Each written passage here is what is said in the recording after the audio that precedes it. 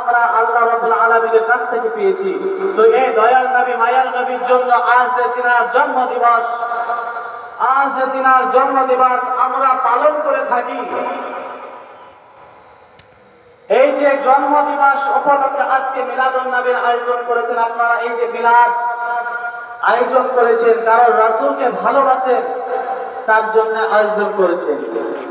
বিরাদর মিল্লাত ইসলামিয়া কিছু আপনার আলেম আছে, দল আছে আপনার, সে দলগুলা আপনার বলবে যে আজ এই ঈদে মিলাদুন নবী পালন করা হলো বিদআত। ফ্যান চলছে না? ঈদে মিলাদুন পালন করা বিদআত। আজকে কে বলে? আজকে আপনার কিছু আপনার নামধারী আপনার মুসলমান বেরিয়েছে, তারা আজ বলছে আজকে হলো ঈদে মিলাদুন পালন করা বিদআত। ঈদে মিলাদুন করার পরে আপনার কোনো সিন্নি খাওয়া যাবে না, এইরূপ ভাবে আপনার যেন ফতোয়া দিতে আছেন। আল্লাহ তাবারক ওয়া তাআলা